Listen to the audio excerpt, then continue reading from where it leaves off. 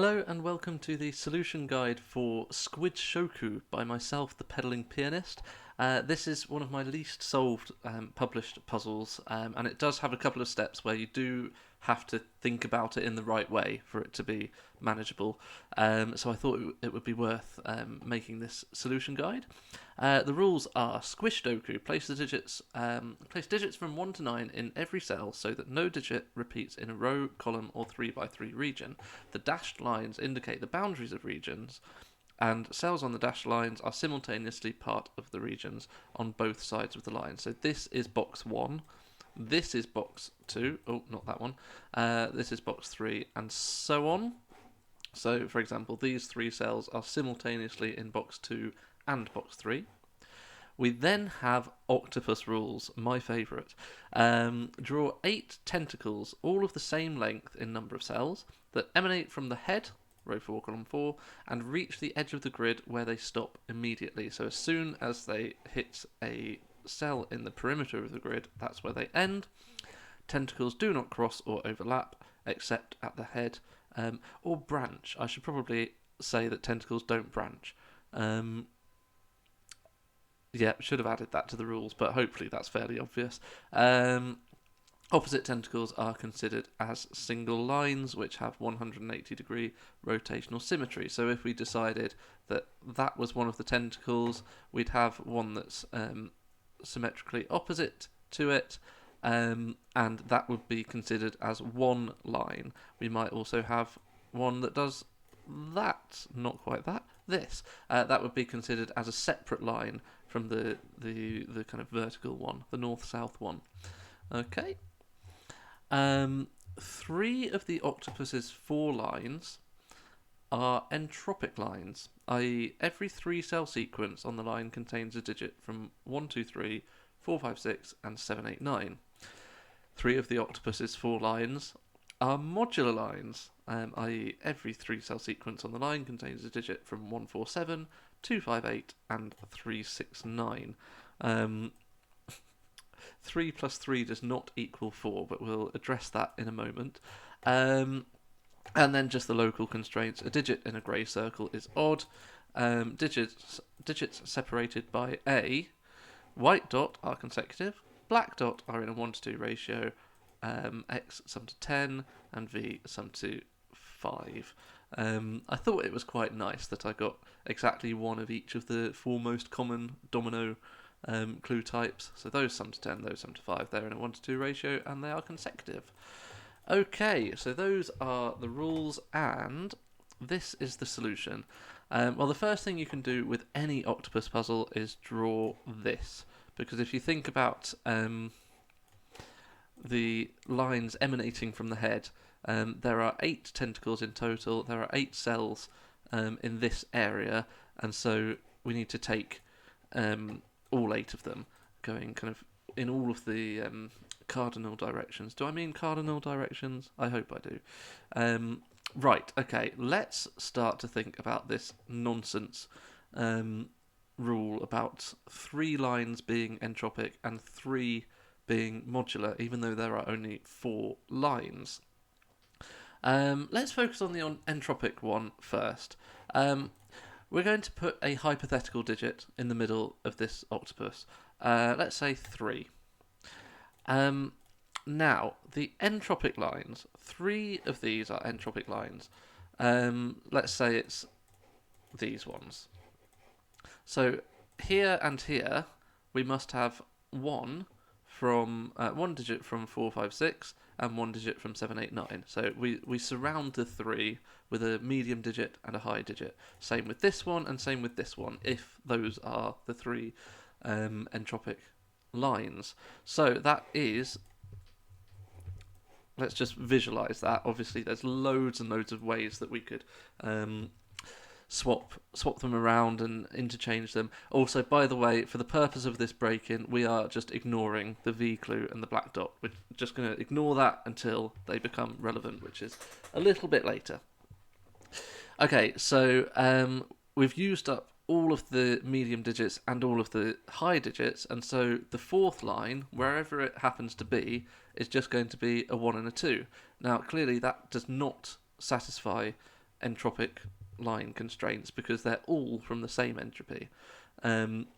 So yeah, we've kind of maxed out the number of entropic lines that we can have, given that we're looking at... I should clarify, by the way, that the whole point of this break-in is that we're looking at box 5, so all of these 9 digits must be different.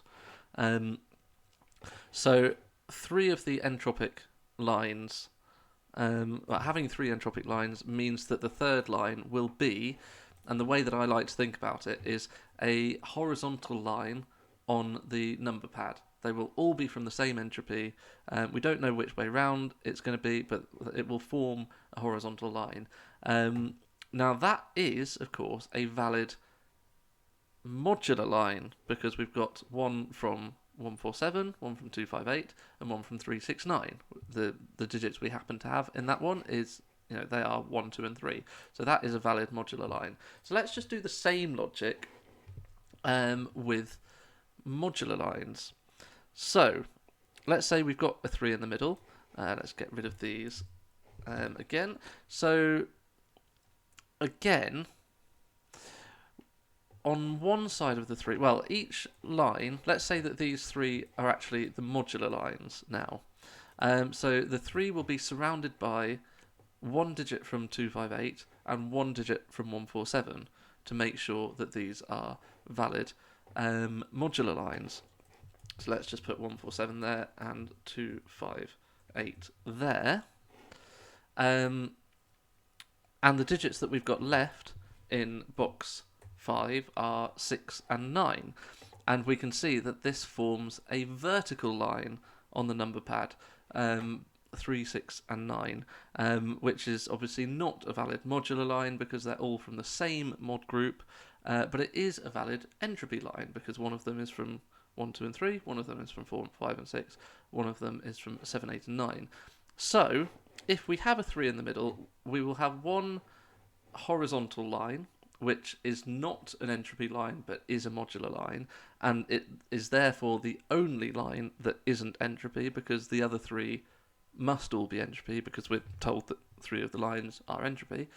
And one of the lines will be a vertical line on the number pad, which is a valid entropy line but not a valid modular line, and therefore the other 3 lines must all be valid modular lines. So that takes care of 2 of the lines. One will be horizontal, one will be vertical. So the other 2 must be both modular and entropic, because we've already found our one line that's not modular and we've found our one line that's not entropic. So how do we make lines that are both modular and entropic? And the only way we can do that is with diagonal lines on the number pad. So if we take 3 from the low entropy and from the 369 mod group, we could take 5, let's take 5 here, 5 from the middle entropy and the 258 mod group, and then the last digit would have to be from the high entropy, because we've already had low and medium, and it needs to be from the 147 mod group because we've already had 258 and 369, so it would have to be a 7, and we get this kind of diagonal line effect.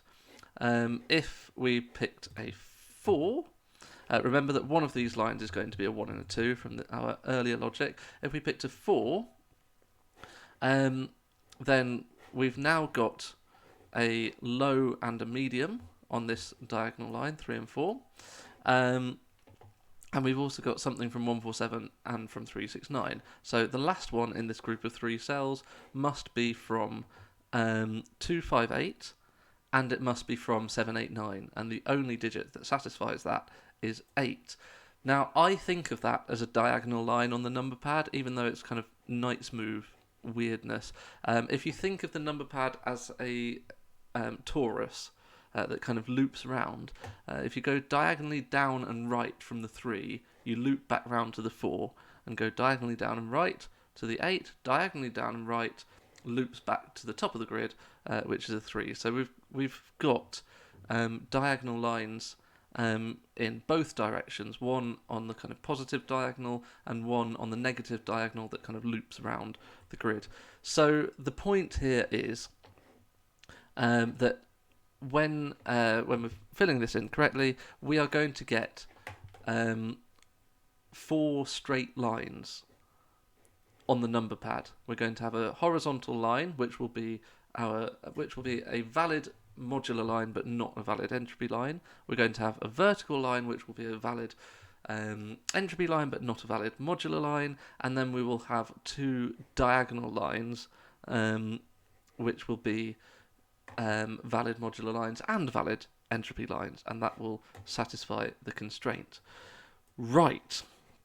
Good. So now that we've found that kind of secret of the octopus opening, now let's finally pay attention to the V and the black dot, because we do have a little bit of case checking here. Unfortunately, I couldn't find a nicer break-in that still requires you to have all of those thoughts about the number pad. Anyway, let's just try some. So if we put a 2 and a 3 in here, there are only 2 ways to fill a V clue. It's either going to be 2 and 3 or 1 and 4. If it's 2 and 3, then the black dot can't have a 2 or a 3 on it, so it can't be 1 and 2, 2 and 4, or 3 and 6, so it will be 4 and 8.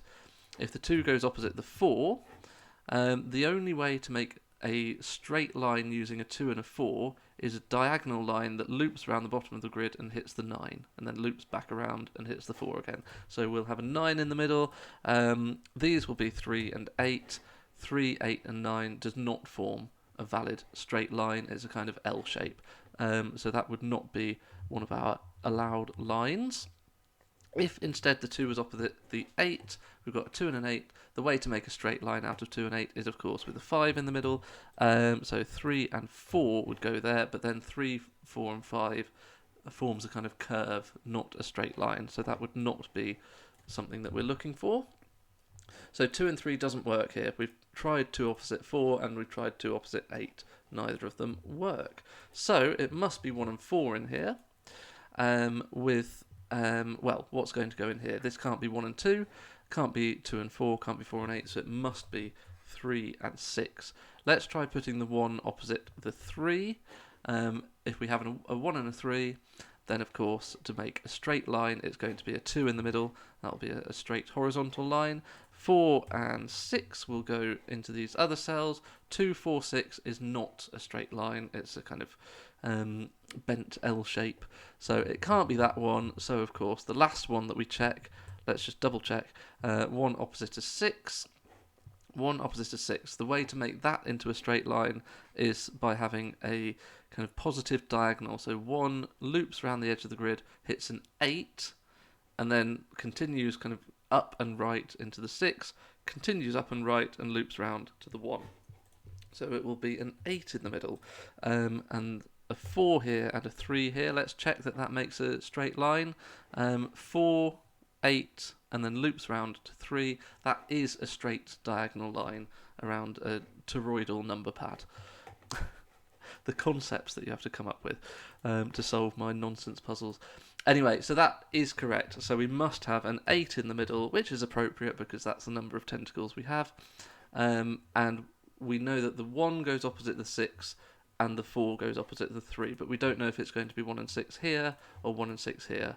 And likewise with the 4 and the 3. Okay, so these are all 2, 5, 7 and 9. Right, at this point, well, let's think about the nature of one of these diagonal lines, one of these lines that is both modular and entropic, because, well, the 3, 4, 8, let's say we've had a 3, an 8 and a 4 going like this. What's the next digit going to be? Given that it has to be both modular and entropic, let's say it goes here. Well, we've had 8 and 4, so we've had high and medium entropy, so it must be from a low entropy. We've also had something from 147 and something from 258, so it must be from 369, so it must be from low, and 369, it must be a 3. And so when you're doing this, when you're obeying entropy and modular line constraints, what you find is that you actually just loop around the same 3 digits.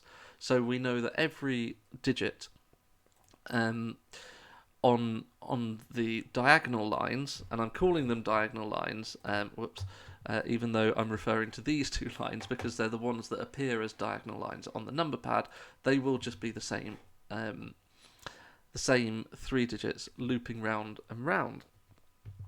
Okay, so we know that. Let's focus on this cell, not the cell after this, but the cell after that. So 2 steps on from this, wherever it happens to go, will be another 8. So we need to find a place for an 8, not in the tentacle cell after this one, but the one after that. Let's bear that in mind. Let's also avail ourselves of a SQUIDSHOKU secret, which is that the middle digit of the grid, whatever it happens to be, will appear in a windmill formation. So it will either appear like this or like this. The way to prove it is by, let's just colour it. Well, no, actually, we know it's an 8. So let's say in box 2, where does it go? It's not going to be in here or here by SQUIDSHOKU logic. Let's say that it goes over here. And the logic will be completely symmetrical over here. If it goes over here, then where does it go in box 6? It can no longer go in any of these by SQUIDSHOKU, so it goes over there. Now where does it go in box 8? Only here by SQUIDSHOKU. And where does it go in box 4? Only here by SQUIDSHOKU. And if we had hypothesized that 8 goes over here instead, then we would find the same kind of windmill pattern, but in those other dominoes. Right, and we know that we're looking for an 8, not on the next step, but the step after that. Okay, there are, on a 7x7 grid, there are 2 options for how long the tentacles can be of an octopus when we've got this rule set. So remember that all of the tentacles have to be the same length. The way that I like to think of this is in rings. So we've got obviously the centre of the grid, then we've got this ring of the grid, which is 8 cells, and they are entirely occupied because there are 8 tentacles. So we must therefore, with all 8 tentacles, we must go into the next ring of the grid. This ring has 16 cells, so we've got 2 options. Either every tentacle goes into that ring and then carries on straight out the other side, and of course when we hit the perimeter of the grid, that's where every tentacle finishes.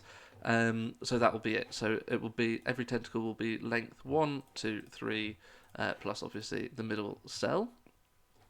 Or when we get to this kind of middle ring, the 16 cell ring, what we can do is we can do one wiggle, and it can only be one wiggle, or a total of 2 cells on the line, because then every tentacle must do the same wiggle, because we can't go to the perimeter and then back again. As soon as we enter the perimeter, we finish. So every tentacle will do exactly one wiggle, and it will look something like this.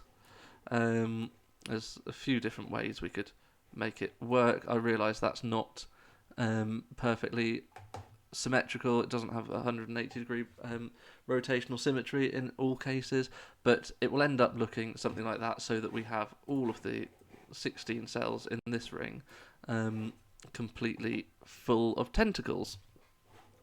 Okay, so if we were in this world where we're cramming this ring with tentacles, how... Oh, why has that not worked? Let's just get rid of those. How are we going to make these 8s work? Let's go from here, go 2 steps to an 8. And because we're wiggling, the 8s would be not on the edge of the grid, but in kind of this cell, and this cell, and this cell, and this cell around the windmill, because we've got that wiggle, so we don't want to hit the edge of the grid just yet. So let's just do that. So going from this cell, we need to hit the 8 not in the next step, but the step after that, so it'll be something like that. And going from this cell, we need to hit an 8. It's clearly going to be this one, not the next step, but the step after that. So it could do something like that. But what that does is it leaves this cell empty.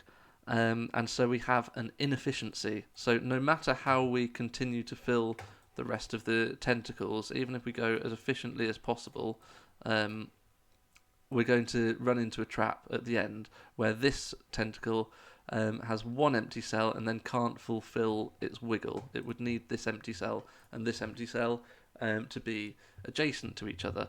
So yeah, that's part of what happens when we try to fill this kind of 16 cell ring with tentacles. Every tentacle pair must be an orthogonally adjacent domino like that, but we can't make that work because these 8s are just a little bit too far apart. So we're always going to leave at least one empty cell between them, which means there's an inefficiency between this tentacle end and this tentacle end, which can't be filled with other tentacles because you can't cross tentacles. That's part of the rules. Yeah, that's the way that I think of that step. I think there are other, probably slightly easier but slightly longer-winded ways of proving the next conclusion that we make, which is that we can no longer have tentacles of that length. We can't have 1, 2, 3, 4 cells on each tentacle, so they must be 3. We must go directly to the edge of the grid. So, focusing on this tentacle, not the next step, but the step after that must be an 8, but we also know that not the next step, but the step after that must hit the perimeter of the grid because we know what the length of the tentacle is. So we're looking for 8s on the edge of the grid, 2 steps away from this. So it's either going to be here, here, here, and here. Because yeah, they have to be on the edge of the grid and they have to follow this windmill pattern. Or here, here, here, and oh dear, and that is where we get our disambiguation. It is possible to disambiguate this by geometry, but it's a little bit more complicated. I thought I'd leave a much easier disambiguation in because this cell cannot be even. This is an odd digit, so it can't be an 8. So actually this windmill pattern is not correct, and actually this one is. Good, so where does this tentacle find its 8? Is there any way it can reach this one? No, absolutely not. It has to go to here. I hope that's fairly obvious. So it travels either this way or this way. But what is the intermediate digit? Well, because this is one of the lines that's both entropic and modular, we have the same 3 digits looping. So 8, whatever this is, the next one must be the same as that. And those two see each other in the column. So actually, we can do that. By rotational symmetry, we can do that. We can say that those 2 digits are the same. Let's go give those a colour. These colours are going to get a little bit awkward to see against the blue background, but hopefully you can cope. I will probably struggle more than you do to cope with these colours, and then by symmetry these are going to be the same as well. And let's have a look at these 2 digits. We don't know much about them except where do they go in this box. They can't go in there, and by SQUIDSHOKU they can't go there, and they're not yellow and they're not 8. So these are from 2, 5, 7, 9, and then by symmetry these 2 go down here. Why is that important? Well, because this digit, whatever it is, let's give it a colour. Let's say it's red. Is red a good idea? Should we go with pink? And then this one can be purple. Can we tell the difference between pink and purple? I reckon so. Pink in this box has to go over here. Why is that important? Well, because along this line, again, this is one of these lines that just repeats the same 3 digits over and over again. So the next digit after this must be pink, and it must go over here so that it can then join with the 8. But it now can't go in box 1 of the grid because there's already a pink in box 1. So this has to be our pink, and the line goes like this. By symmetry, the line the other side goes like this. That's a 1-4. And also by symmetry, we've got a purple down here. That is a 3-6. Okay, now where does yellow go in box 6? Not there, not there, not there by SQUIDSHOKU, and it's not purple, so yellow goes over here. And by symmetry, where does green go in box 4? The only option is over here. Now, where does green go in box 6? It can only go here. Where does yellow go in box 4? It can only go there. These are from 2, 5, 7, and 9. Obviously, I can rule 2 out of this cell because it's not odd, but actually, just so that it's visually a little bit easier to see where our 2, 5, 7, 9 quadruples are, I'm actually going to leave that pencil mark as it is. This tentacle has to squeeze out through here, and that means that this tentacle has to squeeze out through here. Right. Where do green and purple go in box 3? They have to go here. You may already be noticing an implication of that, but we will come back to that. Similarly, yellow and pink go over here. That is a 3-6 pair. Well, let's write this in. It's 6 or 9. These have to sum to 10. If that's a 1, that's a 9. If that's a 4, that's a 6. Right. This is the point where we finally start to think about these other lines. So these are going to be the horizontal and vertical lines on the number pad. So one of them will be 2, 5, 8, which is not a valid modular line, but is a valid entropy line. The other one will be a horizontal line, 7, 8, 9, which is not a valid entropy line, but is a valid modular line. And what we can say about all modular and entropy lines is that when you go 3 steps along the line, you must return to the same either modularity or entropy as where you started. So, for example, the next step after this tentacle cell must rejoin either the 2, 5, 8 modularity, if this is a modular line, or the 7, 8, 9 entropy if this is an entropy line. So what it can't do is hit a 1, 4, 3 or 6 because 1, 4, 3 and 6 are not on the same vertical or horizontal line as the 8. And yet we do know that this must hit the edge of the grid immediately because all of the tentacles are the same length. So it must go over here. For exactly the same reason, this tentacle cannot hit a 1 or a 4, so it must go over there. By symmetry, we can finish off the tentacles like that. And now, finally, we have some disambiguation going on, because this now has to be from the same modular or entropy set as 8, because it's 3 steps away from 8 on this line, so it cannot be a 6. It must be a 9. This is a 1, this is a 4. We haven't actually disambiguated which of these is purple and green, so we don't actually have... we can't actually write in all of the 1s and 4s just yet, but this is still really, really useful. These are the same entropy, but not the same modularity, so this is now an entropy line, which means that this is going to be 2, 5 and 8, so it's a valid entropy line but not a valid modular line. This is now going to be 7, 8 and 9, which is a valid modular line but not a valid entropy line, so this digit must be from the same modularity as 8, not necessarily from the same entropy as 8, so it must be 2 or 5, and now we can definitely use the odd clue, it's a 5. This makes this a 2, this makes this a 5. This one again has to be from the same modularity as 8 because this is a modular line. I could do some colour coding, but I don't think at this point it's really important. So this must be 2 or 5, and it's not 5, so it's a 2. And this becomes a 7-9 pair, which is resolved, of course, by this 9. That's a 7, that's a 9, that's a 7. And now this C is 2, 5, and 7, so it's a 9. 2 comes out of there, 5 comes out of there by SQUIDSHOKU. This needs to be the same entropy as 8. This is an entropy line, and it's not 8 and it's not 9, so it's a 7. This now is the only space left for a purple in the box, and this is the only space left for a pink in that box. So that's a 3 or 6, that's a 1 or 4. That actually resolves these. They must be where these colours go. Let's just finish those off.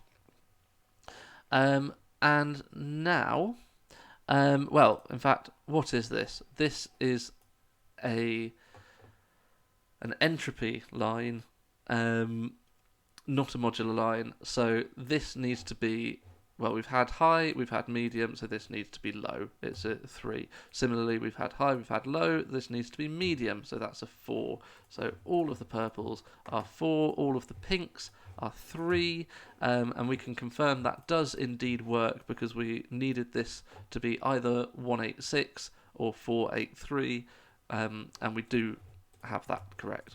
This is a valid modular line and a valid entropy line. Same with this one. So yellow is 6. Let's go round and fill those in. This odd digit now sees 1, 3, 5, and 9, so it is a 7.